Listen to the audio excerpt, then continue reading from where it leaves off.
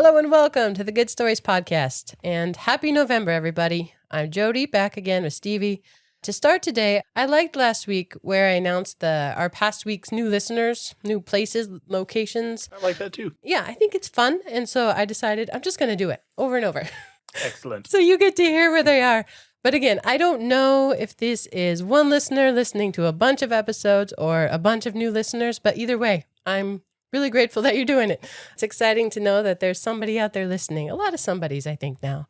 So our new ones this week, Ashburn, Virginia, Lake Oswego, Oregon. I'd heard of that one. I know that one. I know Lake Oswego. Mankato, Minnesota, Lambertville, New Jersey, and Scarborough, Maine.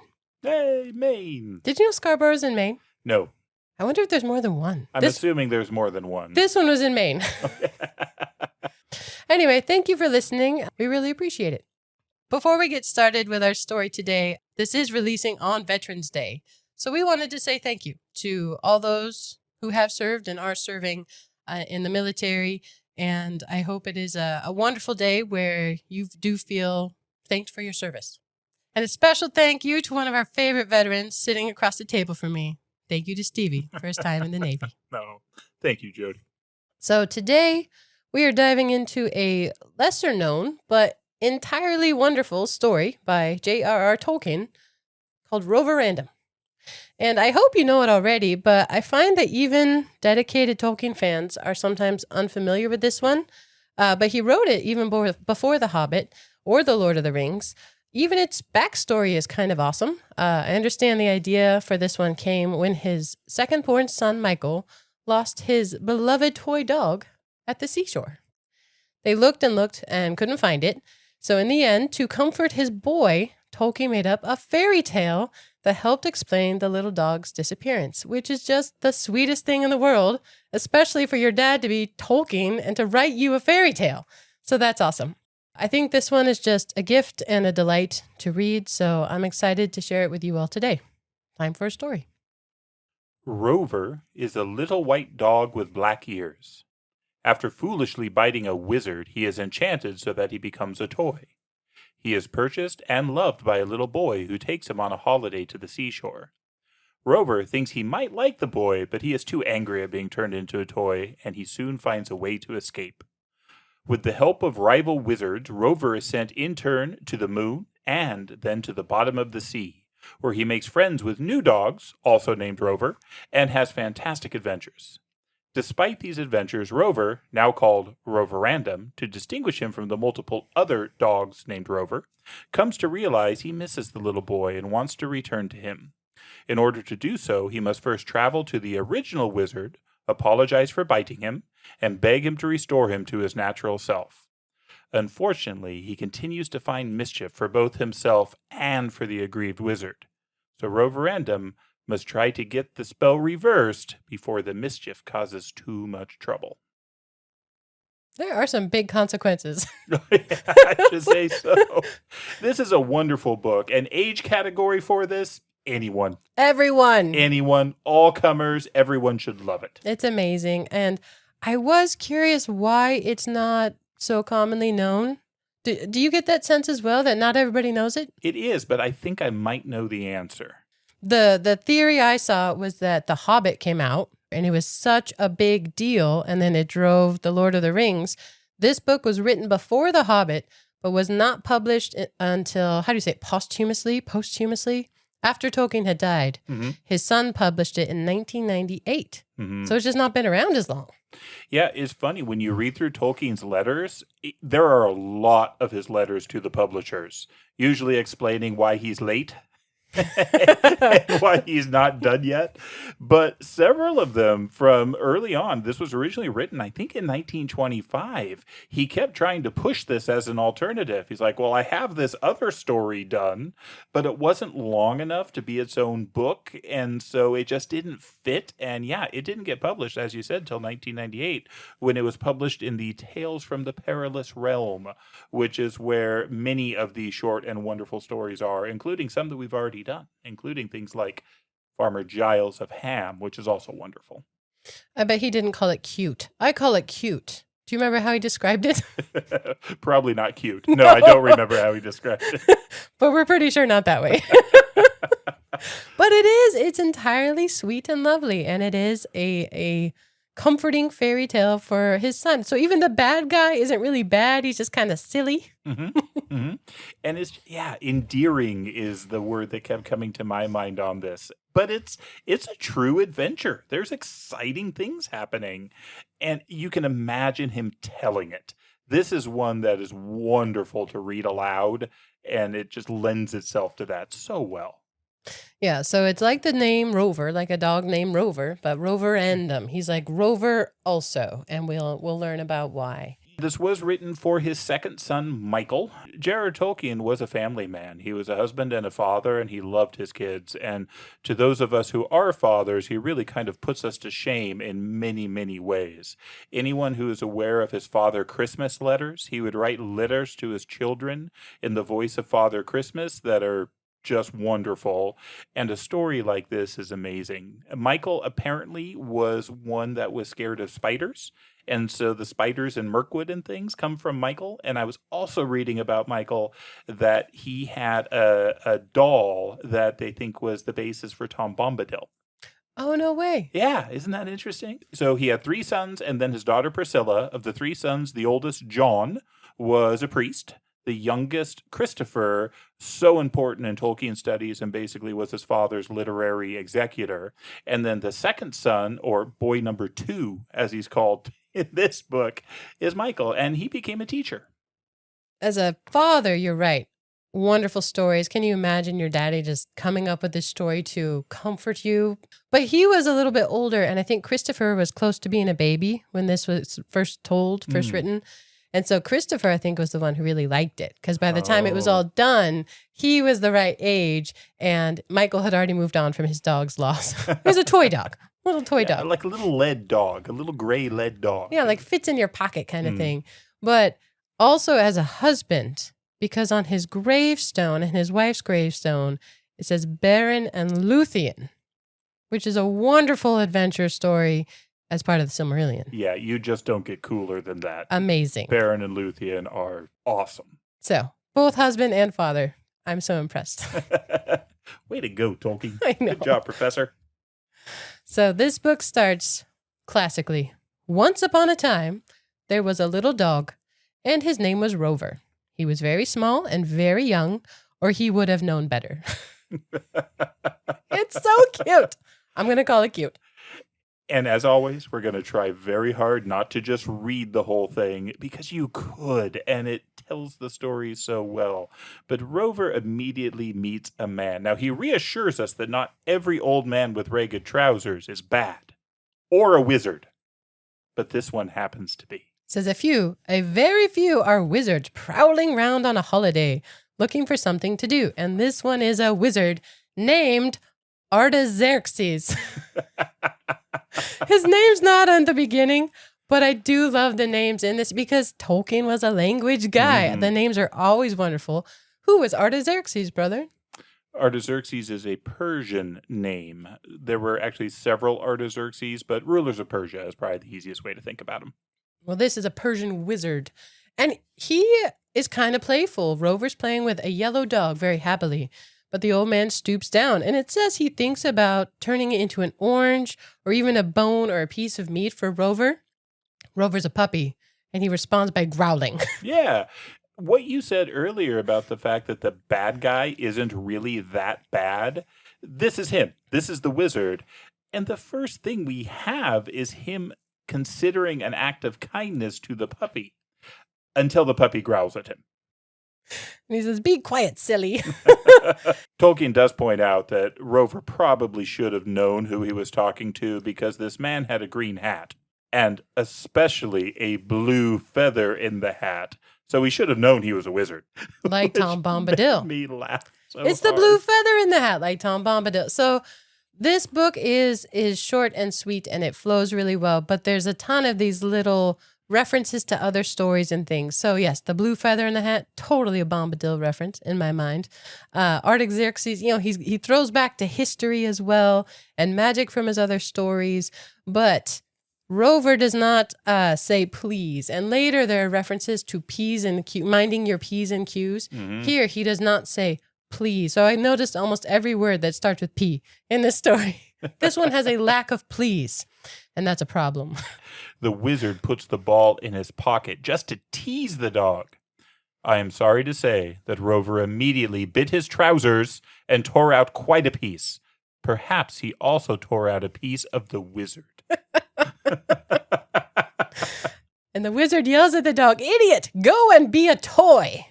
And it happens because he's a wizard. All of a sudden, Rover is no longer a live puppy-sized dog. He's a tiny little perfect toy dog. He can't bark anymore. He can't growl or yap, just toy yaps and growls. And things get worse because all of a sudden he finds that he's not where he was. He's surrounded by hard, kind of pokey things. He's in a shop with other small little toys. Before he gets there, he has time to be afraid because he's so tiny. Then he thinks if a cat had come along just then, they could have eaten him, just like he was a mouse. And he thinks, oh no, Tinker is the large cat. He's going to come eat me. But then, yes, he is whisked away in the way of magical stories. Yeah, I love he's got the specific cat in mind. Tinker. This is the big black cat in the home. Oh yeah, Tinker would totally eat him. And Rover's just kind of ticked off. He's angry about this, other than that moment of fear about the cat.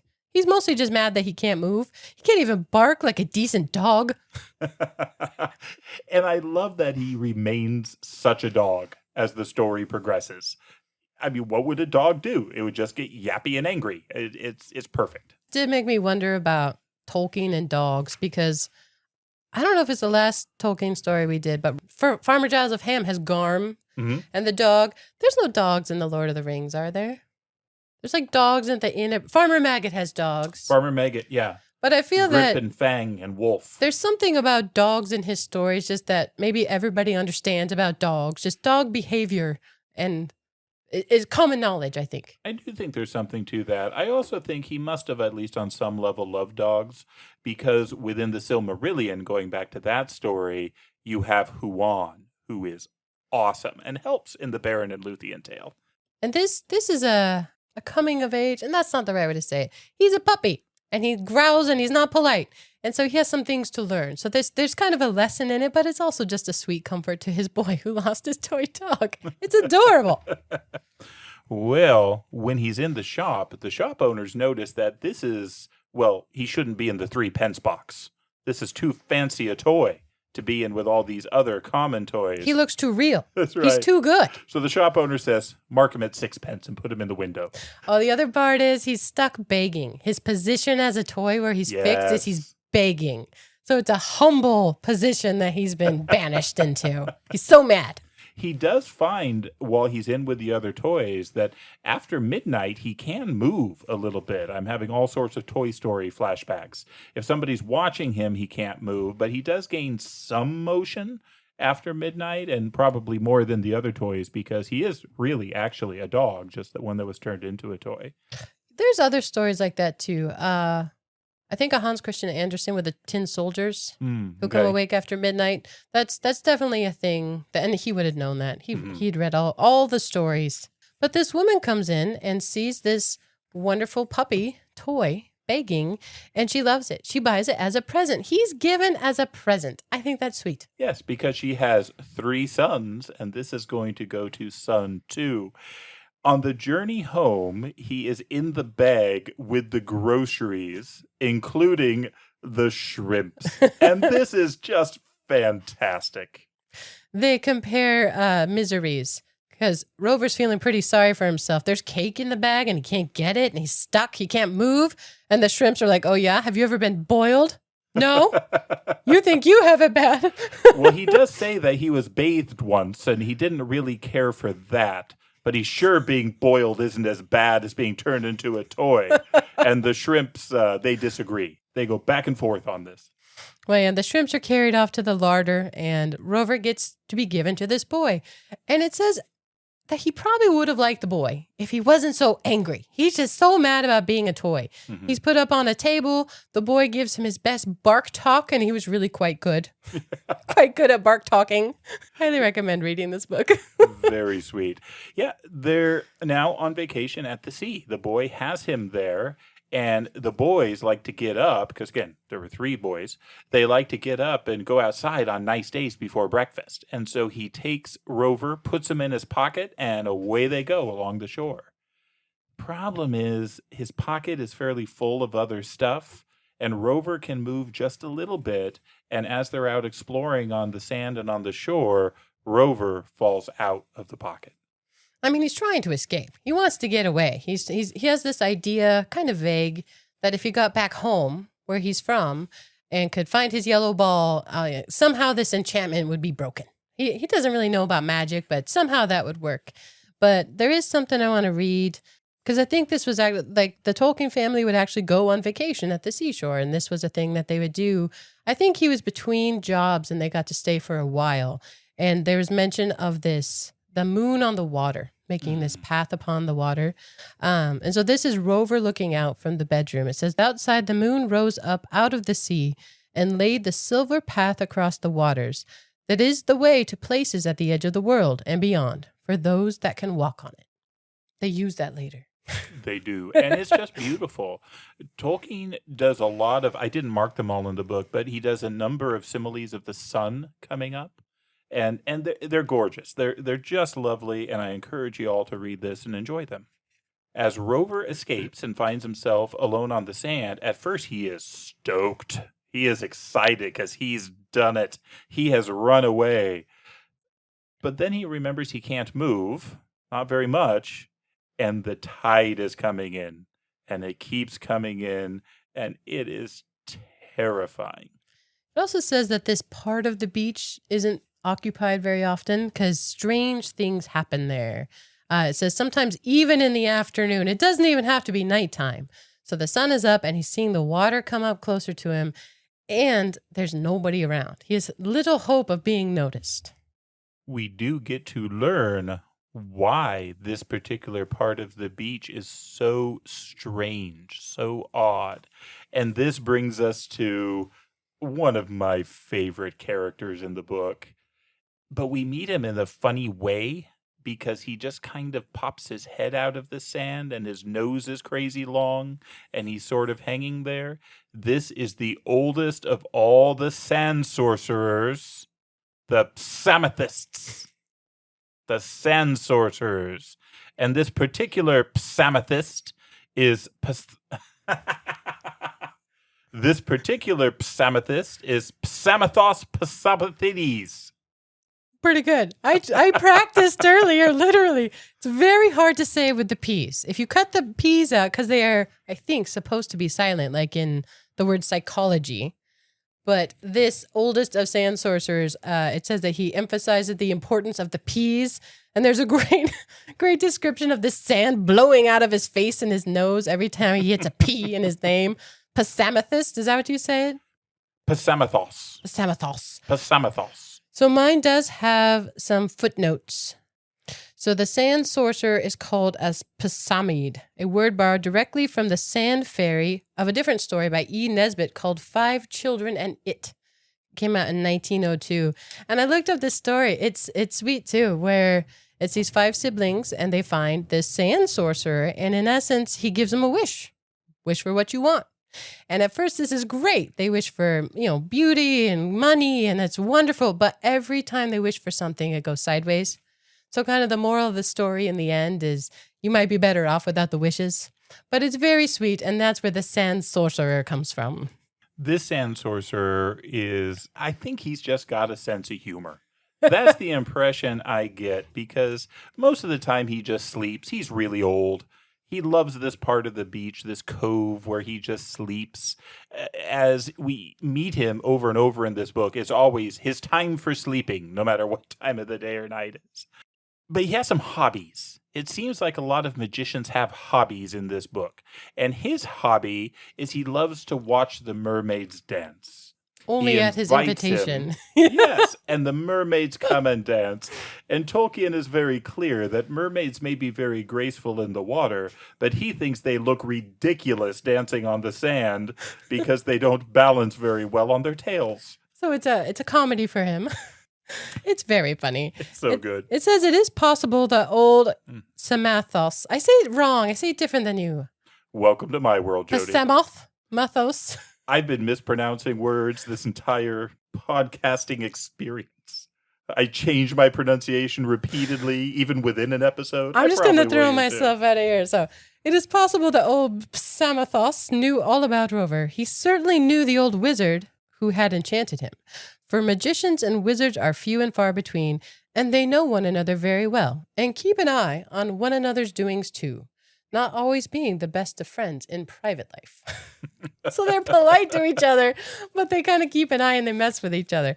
So Samathos is basically just watching Rover. Rover is kind of just lying there, scared about the tide and the high water mark. But eventually, the little dog starts barking because Samathos does some magic. He doesn't change his size. He's still a toy or a fairy dog size, but he allows him to actually bark, and he uses this as an opportunity to talk to him. "What are you making such a noise about, little dog?" said Samathides. "This is my time for sleep," because it's always his time for sleep. And then what follows is a sequence of him calling him little dog over and over and over again. I don't think Rover likes it. No, he calls him a funny little dog. He very much speaks down to him, little dog, little. But he is a little dog right now. But it does say that when Rover was nearly bursting with fright, as he struggled to roll a bit further out the beach away from the water, he suddenly found he could move.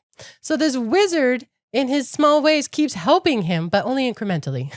But he can move. He's no bigger. He's still super tiny, and his bark is still so small. But now he can actually get away from the water. And he can tell him a little bit about the wizard who enchanted him. He said, "Oh, his wizard, all right," said the sorcerer when Rover had finished his tale. "Old Artaxerxes. I should think, from your description, he comes from Persia, but he has lost his way one day, as even the best wizards sometimes do, unless they always stay at home like me. And the first person he met on the road went and put him on the way to Pershore instead." I love this because I didn't get this joke until I heard somebody with a British accent reading it. This is a Persian wizard from Persia that got lost. And he's looking for directions, and imagine somebody saying, "Oh yeah, Pershore is over there." So it sounded like Persia. So he thought he was going home and ended up in a village in England and lived there for a long time. It's excellent. Yeah, because he's 2,000 years old if he is a day and extremely fond of cider. That's right. There's just so much in this story to make a little kid laugh. Well, Samathos is willing to help the little dog. He actually feeds him, and it's wonderful. This wonderful little dish and bones and food that he materializes for him. And this time, Rover remembers to say thank you. And please. And please. But Samathos asks Rover, "What would you like me to do for you?" He says, "I can't make you big again because I don't really want to cross Artaxerxes right now. We've got a thing going. But do you want to go home?" And Rover says, "Well, no, I don't want to go home, little. Tinker the cat will eat me. He's terrified of the cat." And so Samathos doesn't really know what to do with him. But he knows that he can feed him, and so he does feed him, and he falls asleep. I think so does the wizard. And he's always blowing sand as he snores. And it says that it nearly buries Rover in sand. And that is why the little boys never found him, although they came down into the cove specially to look for him. And it says, two found he was lost, and he was very sad. And it says their father was there this time, but it was getting close to tea time. So they had to go back to the house and stop looking. He defends himself. He took them back home and would not stay any longer. He knew too many queer things about that place. So he defends his leaving them. But yeah, I think the tea time had more to do with it. Eventually, Rover wakes up and he meets a new friend. Samathos does not seem to be around, or he's under the sand, who knows. But now there is a gull. There is a bird waiting for him, and has been waiting for him to wake up for quite some time. He had a long sleep. But Rover starts with, please. Word with a P. He's learning his P's and Q's. Please, what are you waiting for me for, Mr. Bird? And the seagull says, my name is Mew. And I'm waiting to take you away as soon as the moon rises along the moon's path. Rover had seen the path along the water from the bedroom. They're going to go take this path. And isn't this beautiful? Because they do. At first, they practice a little bit. Mew has some tasks. He has to go see some other people before they go on the journey. And Rover clings to his back and rides on him as he flies, which absolutely makes me think of Bilbo and the Eagles in The Hobbit. But eventually, yeah, the moon path, and they go. And it turns out that Mew is a postman. And he carries this little tiny dog and the post to the moon. It's very beautiful. And it says, no doubt Pasamathos helped Mew with magic, for he certainly flew faster and straighter than even great gulls ordinarily fly, even straight down the wind. So they fly to the moon and over the edge of the world. And I love this. He can see actually the waterfalls that fall over the eastern edge of the world. It's very beautiful as they go. They cross over the Isle of Dogs because Rover hears barking and all kinds of exciting things down below them. But they don't stop this time. It says that's where all the lost dogs go that are deserving or lucky. They tell me there are bone trees there too, with fruit like juicy meat bones that drops off the trees when it's ripe. It is a paradise for dogs. He basically says, you might get there someday if you keep your wits about you and don't waste time grumbling. I think it is very kind of Pasamathos to bother about you at all. In fact, I don't understand why he does. And it says he must have some kind of big reason, and that it confused him that Rover didn't want to go home. The only thing we know about Rover's home right now is that he liked his yellow ball. Yeah. And he lived with an old woman who treated him kindly. So he liked his home. But Tinker, the cat. Tinker! So scary. So scary. Oh my gosh, I love it. This next part I love. I mean, I love this whole thing. But they are journeying along the moon's trail.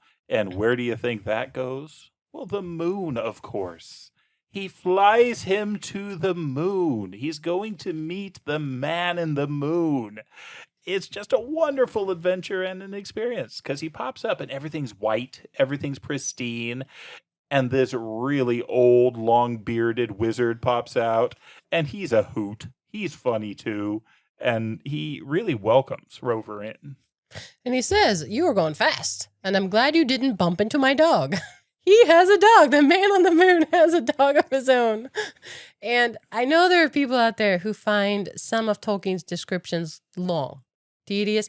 This one's not like that. It is shortly described and still very beautiful. So if you ever found the ends too slow, this book might be for you.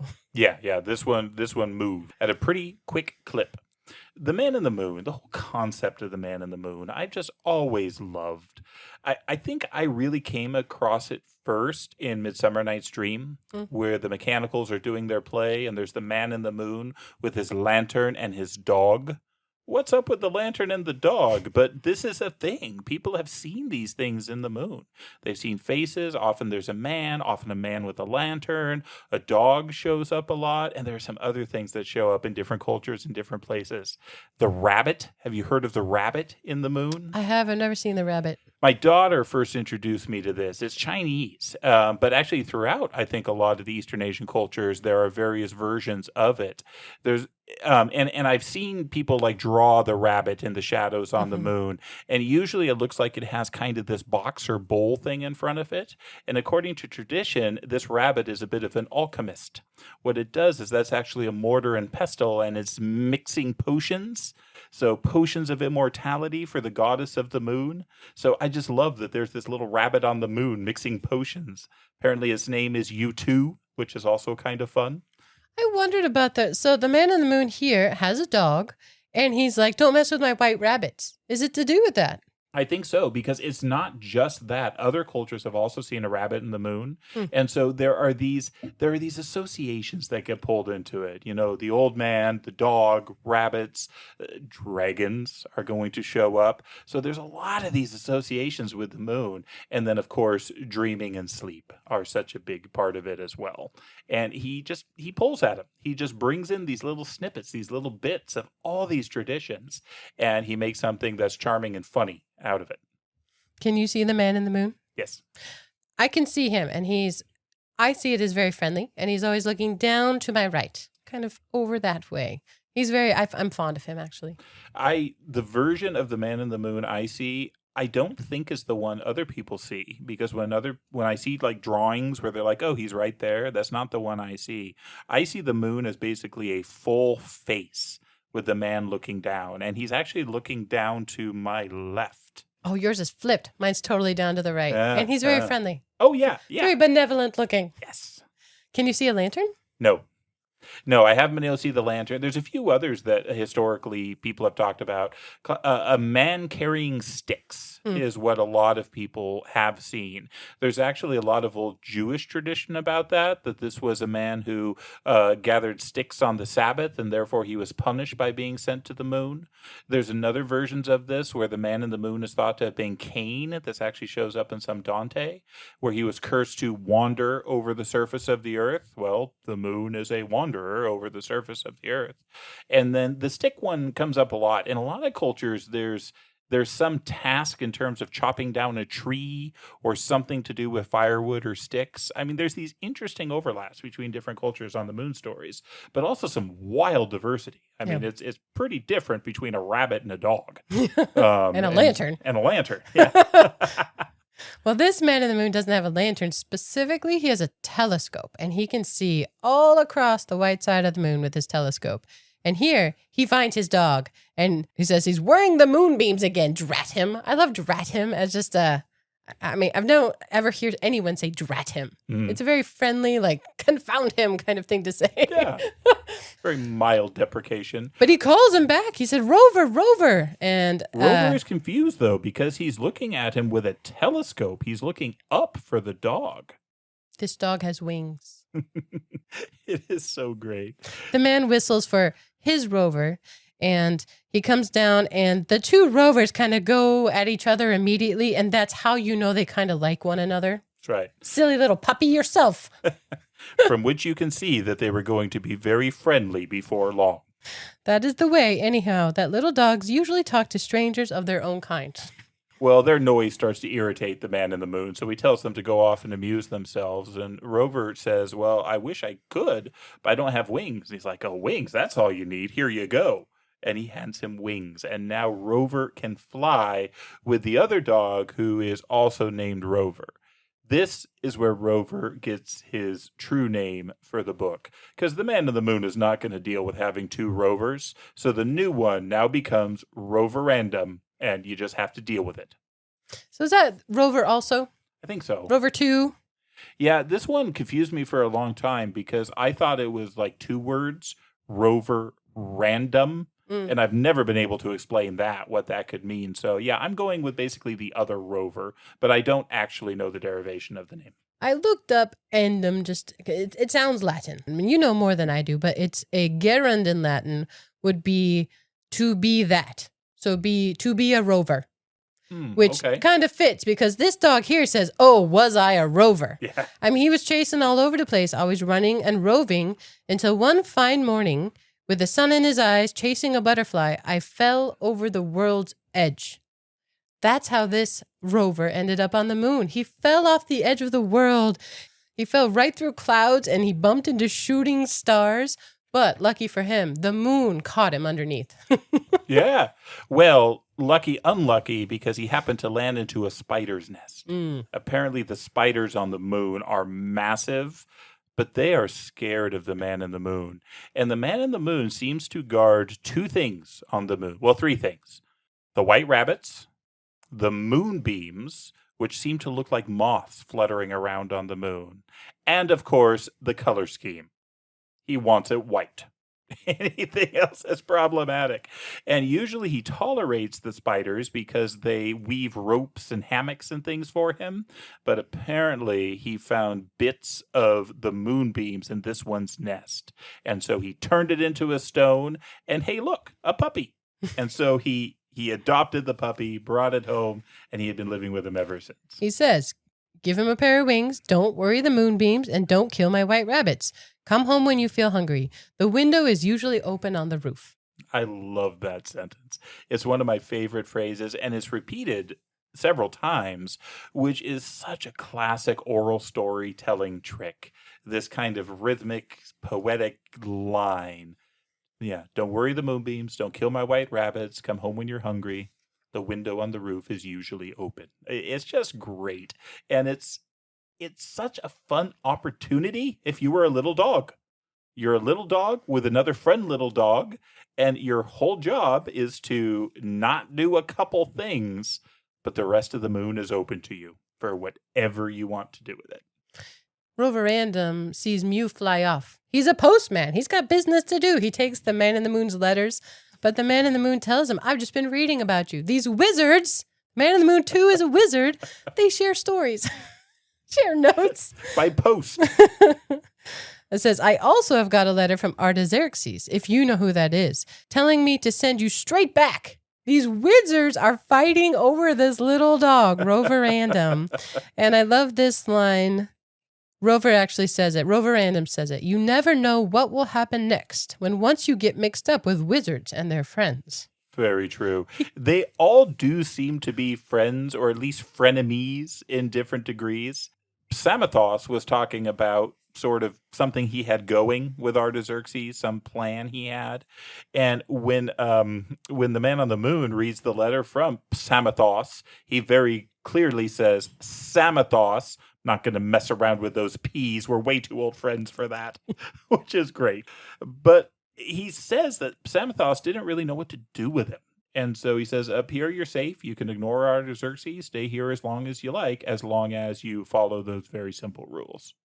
So he goes adventuring. The two little dogs go adventuring together. So they're both very tiny and they fly around, and there's moonbeams that don't do much, but they're pretty, and wonderful descriptions of bugs, dragon moths with fiery eyes, and glass beetles with jaws like steel traps, pale unicornets with stings like spears. Tolkien takes these normal things on Earth and makes it very much fairyland, where they're just all turned into something more terrible and more beautiful than the things that Rover has seen before. He talks about flowers and describes them in just incredible detail, the sounds that they make, the different, basically shades of white and gray and pale pink. I mean, all the very muted colors. And then the one animal that I love, apparently the moon, has an elephant. An enormous white elephant, almost as big as a donkey. So I did not know where this came from, but that there is a note on this, that this is possibly a reference to the case of Sir Paul Neal, a 17th century virtuoso who claimed to have discovered an elephant in the moon, only to find that a mouse, which he mistook for an elephant, had crept inside his telescope. So there you have it. I love it. That is great. After the elephant, he says, I haven't mentioned the dragons. Yes, dragons. I love the dragons here. I love dragons everywhere, but these ones are so fun. And he does it in this offhand way that he often does. Well, as I'm sure you probably know, all white dragons come from the moon. Sure. I mean, you know that, right? I do now. Most of the dragons on the moon are not a big deal to the Man in the Moon, but there's one that he's actually half scared of. Or actually, the dragon is only half scared of the Man in the Moon, because this dragon has gotten around. Came from the moon, but it spent some time on Earth. And he talks about it battling the red dragon at Caer Dragon. This is the Vortigern story. This is Merlin. This is the white and the red dragon fighting each other. This is the dragon, the one that represents the Anglo-Saxons.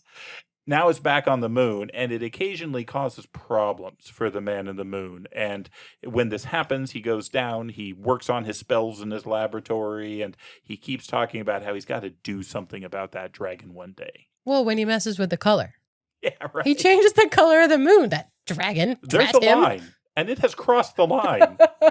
He The color drats him. scheme. He drats him several times. Drat him. At some point, Roverandom asks Rover, the two dogs are talking, and he's like, what does the man in the moon do? And he's like, I mean, he's making dreams. That is what he does all day. Because there is this window to the roof, and that's where he comes up to exchange post with the other wizards. But then he's down in the cellars making dreams. It's wonderful. There are a number of adventures that Rover and Roverandom get into. Most of them aren't described. He just mentions that they're off doing things. But there is one big adventure that happens that is really kind of their own fault. Roverandom's always getting into trouble. And this is another example. They travel far, far, far, far. And one of the things that we have learned is that Rover, the moon dog, is a little bit of a show-off and tends to exaggerate. He says that he was the original dog named Rover thousands of years ago. He says that he's been everywhere on the moon, knows everything about it. None of these things are actually true. But as they're journeying on, they get further and further, and where they're really getting is close to the dark side of the moon. And there are caves, and there's one that's actually kind of warm, and so they crawl into it to go to sleep. Well, the moon rover does go to sleep. But then when he wakes up, it's too hot. Roverandom wakes him up with his barking. And again, he can't bark very loudly, but he jumped up because he heard this barking. He saw a trickle of fire creeping along the floor towards them. And at one point, the warmth had reminded him of home. He felt homesick for a moment because it references this town where he used to live on Earth. Had all these chimneys and smokestacks, and it was always warm there. Well, now he's not homesick. Now he's afraid. And they fly away fast as they can. Because that great white dragon wakes up and tells them repeatedly, I'm going to kill you, to both of them. Fortunately, these are enchanted little doggies, and they book it. And they know that the window on the roof is usually open, and they run from this dragon. But meanwhile, this dragon is causing havoc. Apparently, this dragon is the one that's responsible for things like eclipses. He goes into some sort of fun backstories on the dragon. We already talked about the fighting with the red dragon, but he talks about Mount Snowdon. Mount Snowdon is this massive mountain in Wales, and he says that one guy was up there drinking out of a bottle when all of a sudden he saw this dragon behind him. So he left the bottle and ran down, and he says that pretty much multiple people have done that since in memory of him. I think this is excuse for why there's a bunch of trash at the top of Mount Snowdon. Litter at the top, yeah. Yeah, that's great. So the line here is Gwynfa, sometime after King Arthur's disappearance, at a time when dragon tails were esteemed a great delicacy by the Saxon kings. Also in Farmer Giles of Ham. Yes, so good. I mean, Merlin is mentioned by name. He tucks these other story references into these in just this seamless way. But the white dragon, it's funny. He was monologuing. The dogs only got away. He was monologuing. Because he took so long telling them how he was going to eat them. And yes, they run. Oh, they fly all the way to the man in the moon. And it says, what was the man in the moon doing? Well, he let off a truly magnificent rocket. And after that, he said, drat that creature and also drat those puppies. But it hits the dragon in the stomach. And it says, we all know that is where dragons are particularly sensitive. Yes, we do know this. So good. Well, this works. The dragon veers off, loses control of his flight plan, slams into a mountain with his nose, which isn't good for the mountain or his nose, and then he goes and kind of hides for a while. I love this. The next eclipse was a failure, for the dragon was too busy licking his tummy to attend to it. Because this spell got all this splotchy black stuff. Says he never got the black splotches off where his spell hit him. I am afraid they will last forever. They call him the mottled monster now. No longer the white dragon. That's right. It's so sweet for little boys. I mean, can you imagine just little boys laughing at the mottled monster? It's cute. But after this, the man in the moon tells Roverandom that that was pretty close. I think when you've rested, it will be time for you to visit the other side of the moon. And the moon dog says, can I come too? And the man says, no, it wouldn't be good for you. So the Moondog doesn't, if we're reading into Tolkien a little bit, because I feel like you can. Mm-hmm. Anytime you read him, he had layers. Smart people think about Tolkien a lot, and it's wonderful. Where kind of as a literary tool, he uses doubles, doppelgangers, things like other things, but they take different paths. Yeah. Think like Frodo and Gollum, or Gandalf and Saruman in the Lord of the Rings. In this, there's literally 3 rovers, and they're all little dogs. Yeah. So right now we have the 2, Rover, the Moondog, and Roverandom. The Moondog is a exaggerator, like, oh, I haven't been here in a while, but I know everything, right? He's not progressing. This is where our Roverandom, he's learning his P's and Q's. He's had this scare, and he does get to go to the other side of the moon. So it's very much a progression, even for our sweet little dog. I think that's absolutely right. I think there's one other comparison between the two that's important. Roverandom actually has a home. He has a place he belongs on the earth.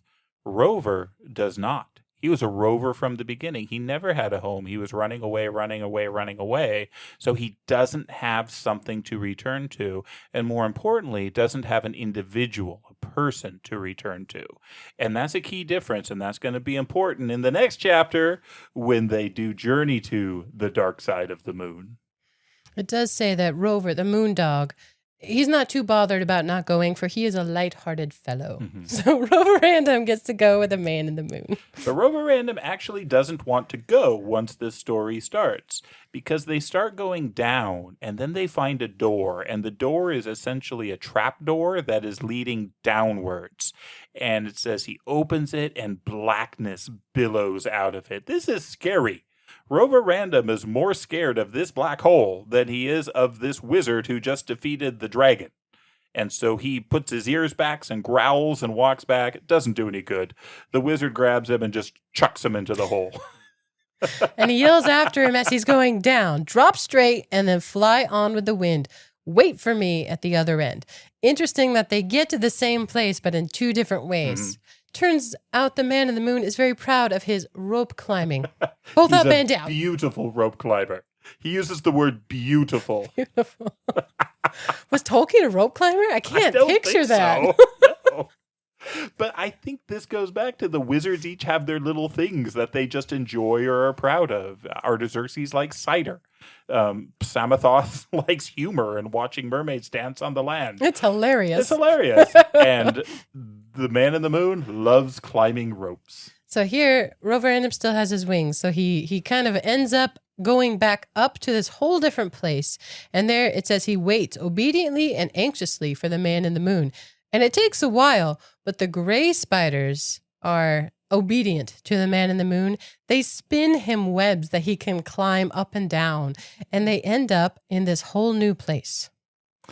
I enjoy that the gray spider acts like it's going to go down the hole, and the man in the moon chastises him. That's my private door. He asks him to spin him a hammock between 2 yew trees, and he'll forgive him. And the spider does. And so the man takes a nap. It works out for everyone. He is woken from his nap by Roverandom barking. And this is some of the biggest barking that he's done since he became a very little dog. And the man jumps up and says, well, are they here yet? Have they arrived already? And Roverandom wants to know who. Well, the man in the moon has a plan. And they go off tobogganing together. The man slides down this massive hill. Roverandom rides on top of him. And they end up in this mass of children. He does say that this side is opposite of the other side, where the man in the moon typically lives. This is dark with a pale sky, while the other side was pale with a dark sky. Quite a change, isn't it? And yes, there's all these children's voices around them. And Rover's a little confused, but in essence, they're dreaming. These children are there and dreaming and playing. It's lovely. They play with the man in the moon. One little boy climbs up his beard, and Rover's worried he's going to do something about that. But the man in the moon is just excited about his climbing technique. This is a rope climber. I will give you lessons. So he throws the boy up into the air and he stays there. And then he throws a rope up in the air for the boy to climb down. And then it says he is thoroughly tickled. It's just sweet. He's tickled, but he can't laugh too much or he'll wake up. So there's this measure, and the man in the moon he's a dream expert. It's wonderful. And these are lovely dreams. And it's at this point in my book that there are some sketches that Tolkien drew himself from the story. Do you have these? Oh, no, I don't. They're really cool. But Roverandom here, one, he loses his wings. His wings are gone after they went tobogganing. I think they just blew off. Too much movement, or maybe too far away from where they were. I'm not sure. But he meets somebody. He meets a little boy named Two. Little boy, too. It's the little boy who owned him. He's his toy. He's his dog, and this is his boy.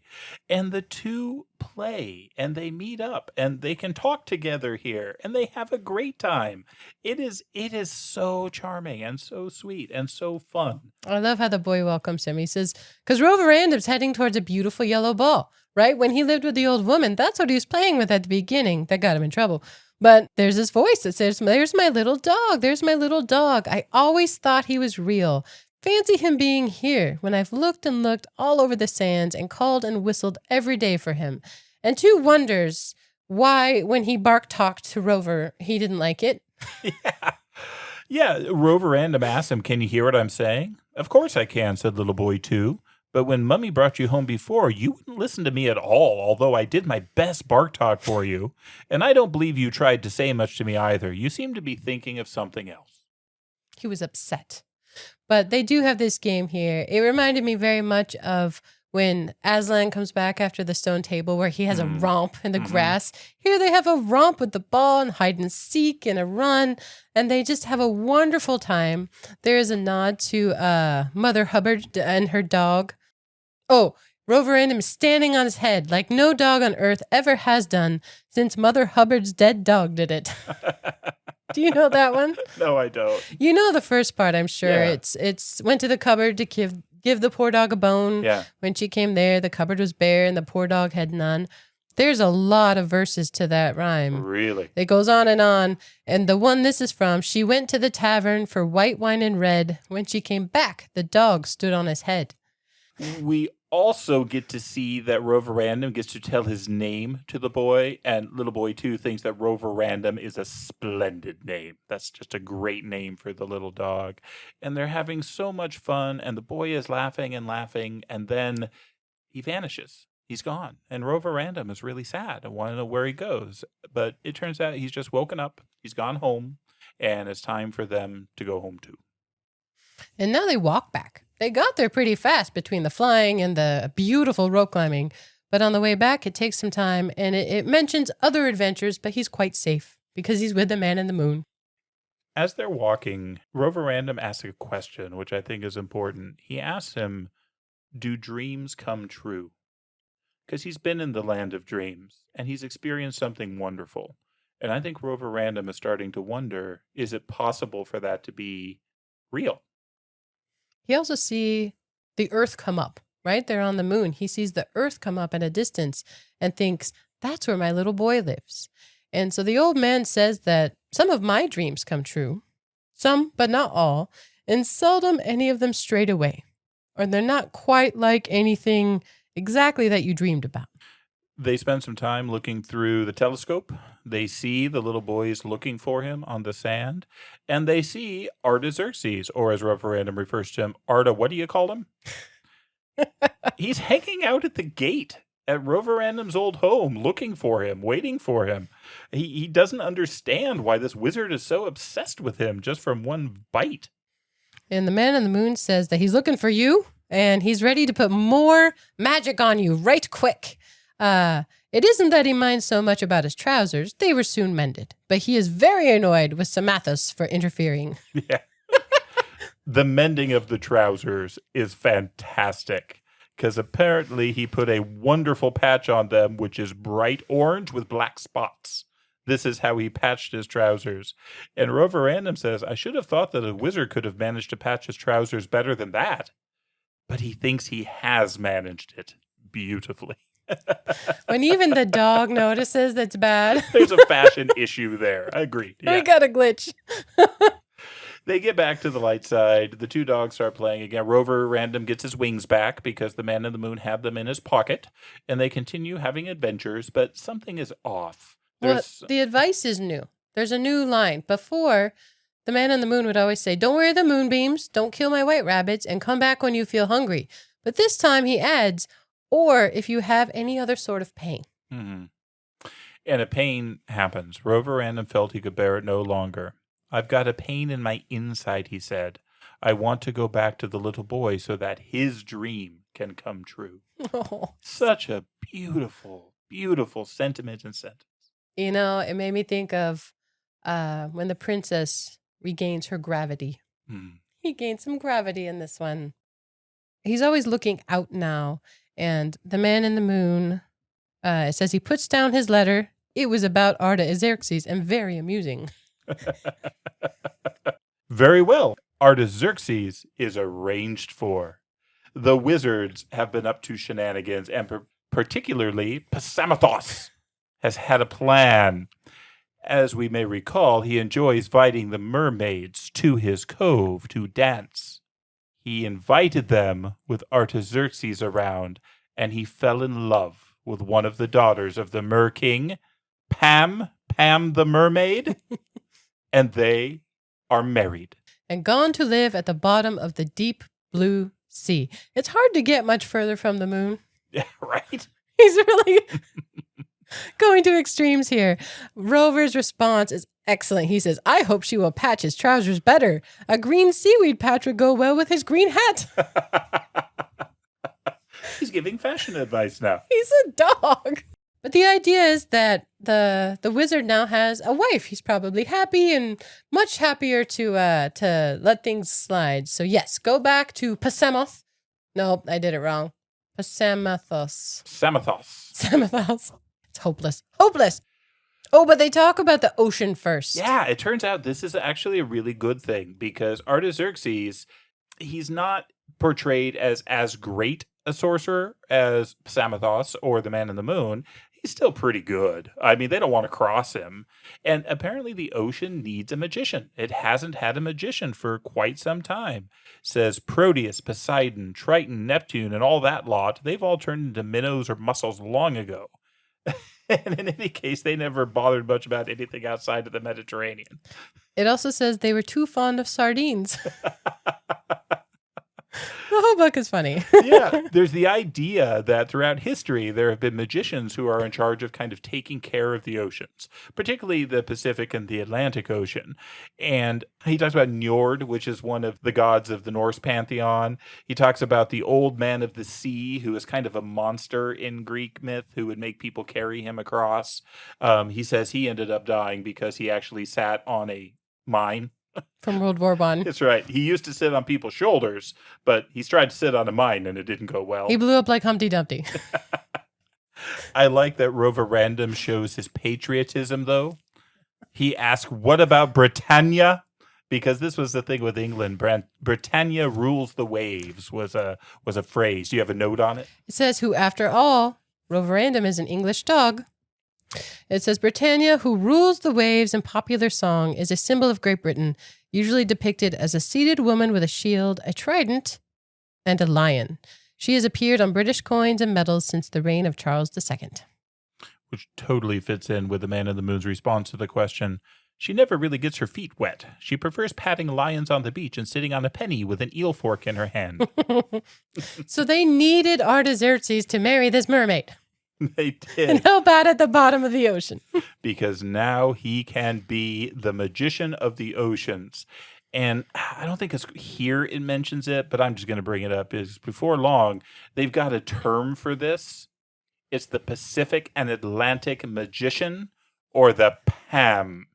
And it's not considered a polite way to say it, to call him the PAM, but everyone does, kind of between themselves. And we sort of learn that the people under the sea are snarky, because Mew comes back up in order to deliver the post and to take Roverandom back down. And the post is all these ocean magazines and periodicals the Illustrated Weekly Weed, Ocean Notions, the Mermail, the Conch, and the Morning Splash. They have some things going on. Good thing they have a postman. But it does say that the time had come for Roverandom to say goodbye. The man in the moon beamed on him. I love that he beams as he's leaving. The wordplay here is wonderful throughout this, but that he beams on Roverandom as he's leaving. And the moon dog tried to look unconcerned, but he's sad and their tails are drooping. Yeah. It does say that they get to visit later. They do. After the story's done.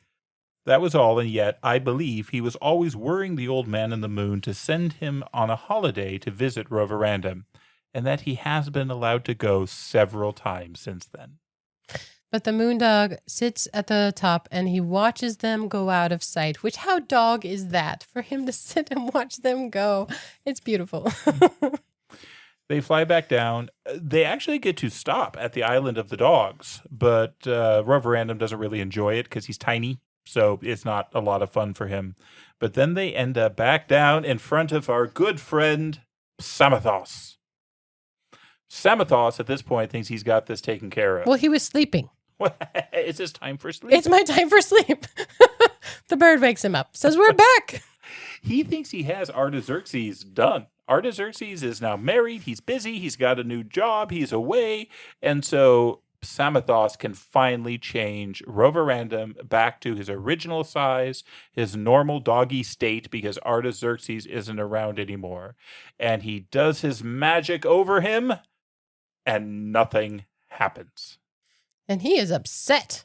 I mean, he really stews on this. He thought his magic could handle this. Nothing happens. I do enjoy this. Then Samathos got right up out of the sand, and Rover saw for the first time that he had legs like a rabbit. He stamped and ramped and kicked sand into the air and trampled on the seashells and snorted like an angry pug dog, and still nothing happened at all. Done by a seaweed wizard, blister and wart him, he swore. Done by a Persian plum picker, pot and jam him. There's a lot of P's in this section that we're not reading. They're great. Oh, yeah. And I imagine the sand flying every time a P is pronounced hits them really hard. Puh.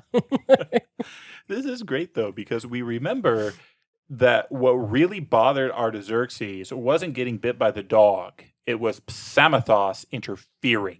That is what really annoyed him. So he placed one of his most powerful spells.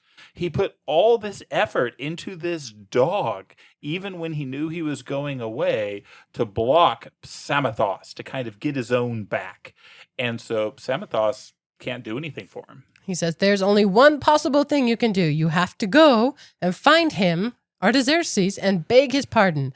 But my word, I'll remember this against him. Till the sea is twice as salt and half as wet. Yeah. That's a long time. Oh, he's not going to forget this one. But he sends them up while he recovers his temper.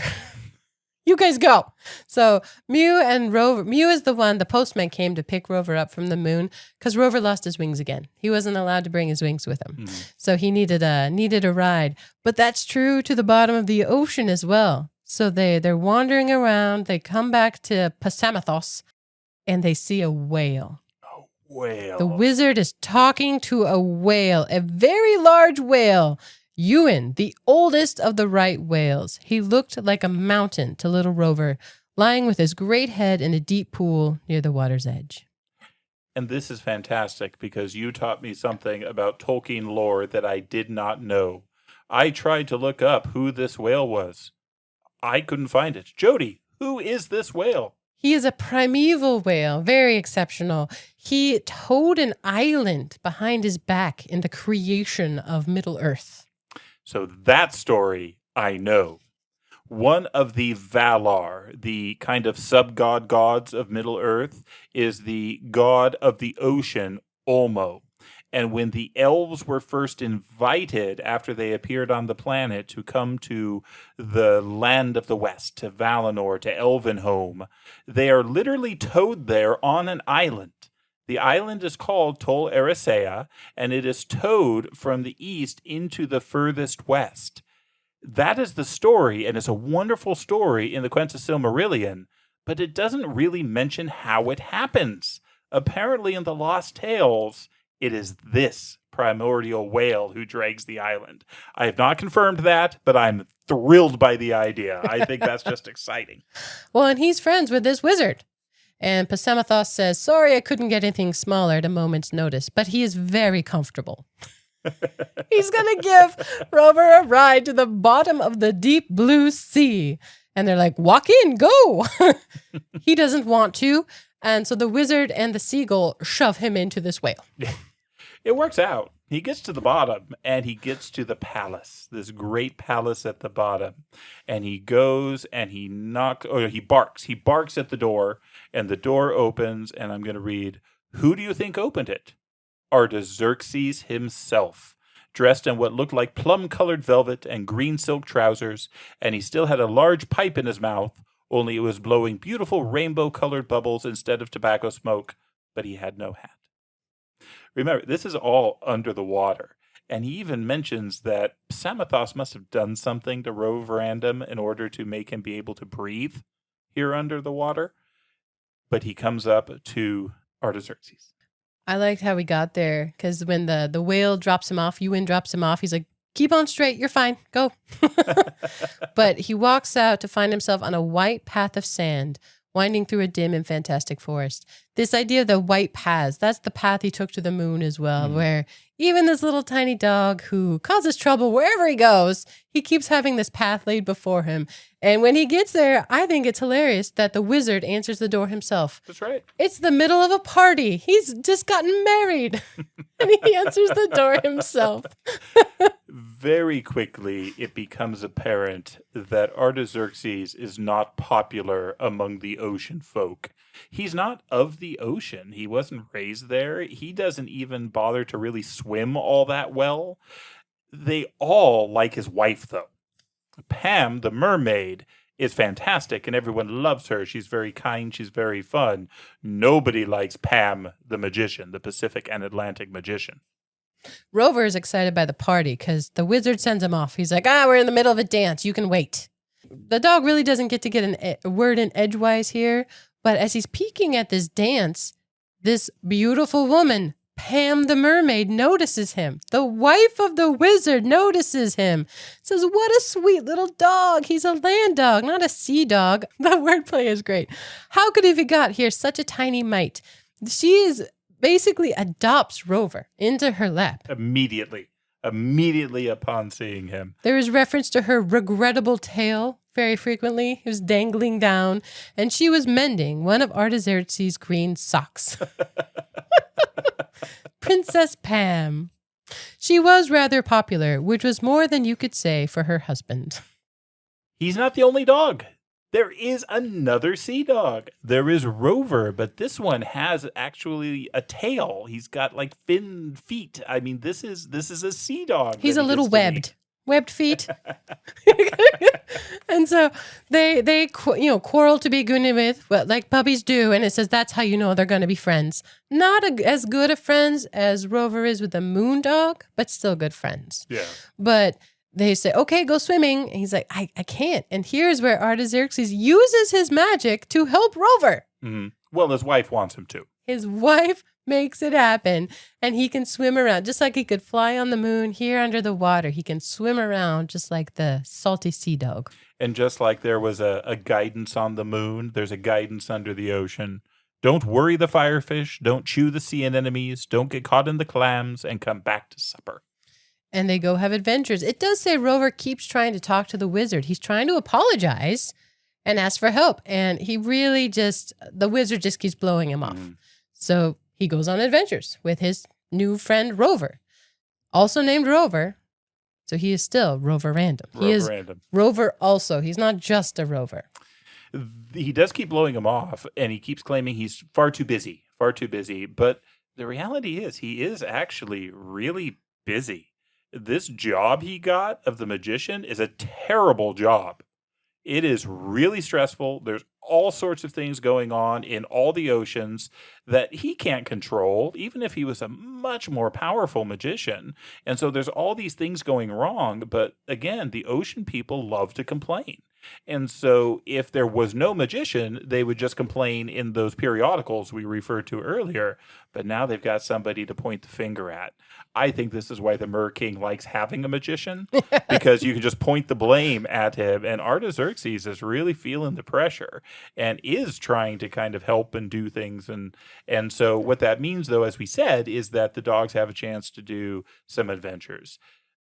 The one thing Artaxerxes is good at is making like colorful bubbles. It's funny how toy related he is. Mm-hmm. Like at the beginning, he likes the yellow ball and he turns Rover into a toy. And that's the thing he's good at here is making, mer children happy with these funny toys. All the rest of it's a little bit beyond him. But we do learn the Sea Rover's story. Mm-hmm. He's given his name. He wasn't initially named Rover. He says, my first master was a rover, a real one, a sea rover who sailed his ship in the northern waters. He called his ship the Red Worm. It was carved like a dragon. This guy was a Viking. Yeah.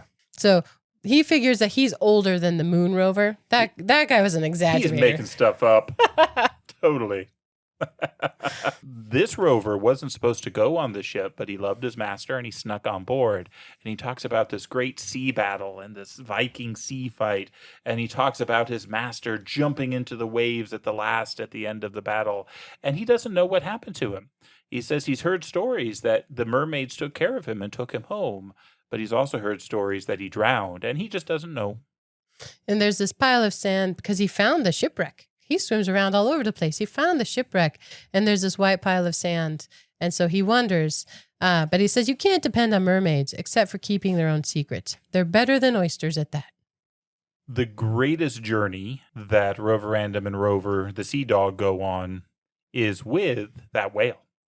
Ewan takes them on a far, far journey into the far west. And this is wonderful. Remember, this was written in 1925. It wasn't published till much, much longer than that. But in 1925, he makes this statement. Roverandom thought he caught a glimpse of the city of the elves on the green hill beneath the mountains, a glint of white far away. But Ewan dived again so suddenly that he could not be sure. If he was right, he is one of the very few creatures on 2 legs or 4 who can walk about our own lands and say they have glimpsed that other land, however far away. And Ewan's worried he's going to get in trouble because they've seen Elvenhome and he's not supposed to do that. And if you know the legendarium of the Silmarillion, this is just stunning. It is amazing that this little dog gets to see Elvenhome. I do like that the whale's just worried. He says, I'll catch it if this is found out. Mum's the word. These little dogs can cause some serious trouble. Mischief. Which probably brings us to the next encounter. This is the big one. So it does say that there are deep, dark things in the ocean. And there are things that even the wizards don't mess around with. Well, on the moon, there were dragons. Down here, there's an ancient sea serpent. It says that it was waking or half thinking about it. So Artaxerxes is on his way to help investigate because it's his job. He is the Pam. Yeah, the Pam. He suspects there's going to be something here with the sea serpent. He's going to investigate a whirlpool, but he knows this is near the great cave where this serpent lives. And they talk about this sea serpent. It says it's at least 100 miles long. It says some old stories say he goes all the way around the world, but that's just silly. But 100 miles long is big enough to be really, really dangerous when he wakes up. It says that even the man in the moon with his most powerful spells and time to plan couldn't do anything with this serpent. It said he tried once and we lost a continent. He ropes the Atlantis myth into this. This is far above anything Artaxerxes would be able to handle, and he's going there. But I love this too, because he's not swimming like everyone else is under the ocean. He takes a carriage. He's not willing to learn to swim properly, but the carriage is drawn by sharks. He's got a shark-drawn carriage. And the dogs come, they see him taking off, and they think, oh, let's follow him. Well, Rover's been looking for him. Roverandom's been looking for him for a long time. Yes, they follow because they don't know about the sea serpent. No. that before they get to the sea serpent, all along the way, the dogs are still causing trouble. They're dropping rocks into the carriage as he's swimming underneath. They're making sure that they can't be seen, that they're hidden, but they're just like throwing things into it. So Artaxerxes is furious by the time he gets to the cave. But then it says, it was little Roverandom that upset everything. He didn't know anything about the sea serpent or its tremendousness. All he thought about was baiting the ill-tempered wizard. Artaxerxes was standing, staring stupid-like at the visible end of the serpent. And his steeds, his sharks, were taking no particular notice of anything. Roverandom creeps up and he bites one of the shark's tails. For fun! What fun! The shark jumped straight forward and the carriage jumped forward too. And Artaxerxes, who had just turned round to get into it, fell on his back. And they keep biting each other until a shark bites the sea serpent. It's like dominoes. The serpent starts to turn. The worm is turning, if you will. And as it turns, it's disrupting everything. It's not fully awake. It keeps trying to get its tail into its mouth so it can suck on it where the shark bit it. But as it's turning, it's sending these whirlpools and waves, and the water is all ripped up. And it's just insanity. It says that he doesn't really know how the dogs got back to the palace because everything is so turned up, but they do. And when he gets there, I mean, it is a riot happening. It says, luckily for this story, Artaxerxes never found out what Roverandom had done. But it is a mess. You cannot mess with this creature, and it got bit in the tail by a shark. When the dogs get back, they see all the merfolk, and they're all screaming, "Bring out the Pam!" Yes, they called him that publicly, and nothing longer or more dignified. Bring out the Pam! Bring out the Pam! And they want him to stop this. He's got to do something. And so Artaxerxes tries. He goes, he works his magic, he comes up with a spell, and he very gloomily and grumpily works his way back to the sea serpent cave. I do think that he gives Artaxerxes some credit. He says probably Artaxerxes' magic was better than was supposed, but again, nobody's magic is going to be able to work on this. And when he works his spell, all he succeeds in doing is giving the sea serpent bad dreams and a headache. And it wakes him up. Unfortunately for all of them, the sea serpent says, "Stop this nonsense." Oh, and he added, "If this blithering wizard doesn't go away at once, and if he ever so much as paddles in the sea again, I shall come out, and I shall eat him first, and then I shall knock everything to dripping smithereens. That's all. Good night." And Mrs. Artaxerxes carried the Pam home in a fainting fit. I do feel bad for him in the end. Yeah. Well, and she's plucky. She stands by him. She's great. And so they say, okay, send the Pam away. Good riddance. The Pam is very depressed. Artaxerxes is not happy at all. And he doesn't know that Roverandom did this. But Roverandom now has guilt. He feels bad. And she goes up to the Pam and says, "I beg your pardon. I do really awfully sorry. I mean, I never meant to damage your reputation." Roverandom was thinking of the sea serpent and the shark's tail, but luckily, Artaxerxes thought he was referring to his trousers. And for the wizard, everyone's laughing at him and being mean to him, so he's just kind of glad that someone still thinks he can do something and still speaks to him respectfully. And he says, "We won't bring up bygones. Least said, soonest mended or patched. I think we had both better go back home again together." But he does point out, hey, we've got to get a ride on the whale, and you should probably stay in this form until we get topside. And then he goes and starts destroying all his stuff because he's not going to live at the bottom of the sea anymore. And this is hilarious. Apparently, he has developed a waterproof forge where he can burn things under the ocean. He is not a true ocean guy. And all this magic that he throws out or tipped into the back garden says extraordinary things took place there afterwards. All the flowers went mad, and the vegetables were monstrous. And the fishes that ate them were turned into sea worms, sea cats, sea cows, sea lions, sea tigers, sea devils, porpoises, dugongs, cephalopods, manatees, and calamities. Or merely poisoned. And it keeps going of all this just crazy stuff that happens. It says later, in fact, they began to respect the memory of that wizard after they had lost him, but that was long afterward. At the moment, they were clamoring for him to depart. The footnote at the back of this one actually is funny because it says, in fact, most of these, despite their names, are actual marine fauna. True. Yep. The sea cats and sea cows. But yes, he has kind of a big departure. They send him back topside and they tell the serpent, pray, go back to sleep. The wizard's gone. And he does. His wife goes with him, despite her regrettable tale. So there's some details that have to happen. You know, he has to get a new suit. He has to get a new hat, obviously.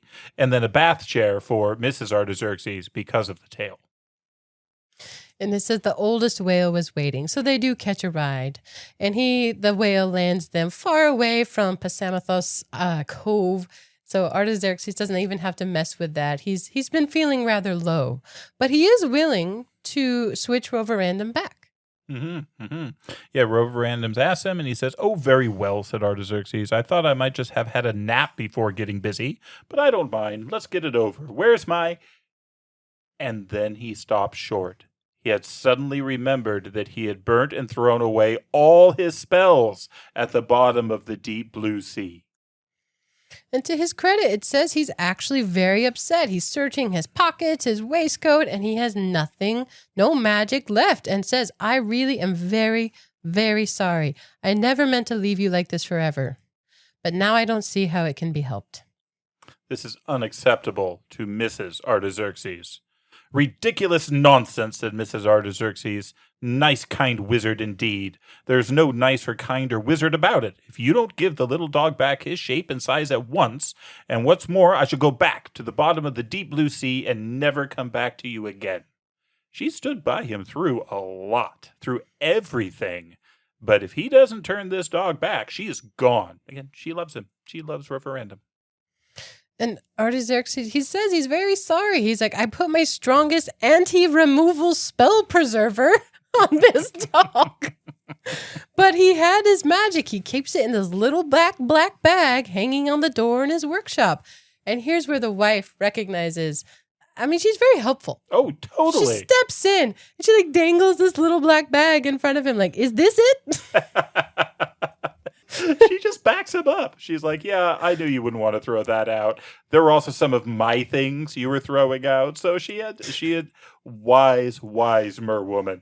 And so she had grabbed it. And yes, indeed, this was the bag he needed. And he's actually a pretty good musician when he's got his stuff. And he is able to restore Roverandom back to his normal size. He says he's just the same. Well, not quite. He is a bit bigger as it has been some months. He is some months older than he was. So he has grown. Not so much a puppy anymore. They're describing how Rover feels strong and ferocious and alive. And he says for just one moment, he looked longingly at the wizard's trousers. But he did not want the story to begin all over again. So after he had run a mile in circles for joy and nearly barked his head off, he came back and said, thank you. And he even added, very pleased to have met you, which was very polite indeed. He has learned some things about taking bites out of wizards. He has. He has grown. I like that he's still tempted. Yeah. How could he not? But he then does go. I love to wrap up at this. The ending here is phenomenal. Rover goes back home and he finds eventually, it takes him a while, but he gets back to the garden gate. And who should be waiting there but Little Boy 2?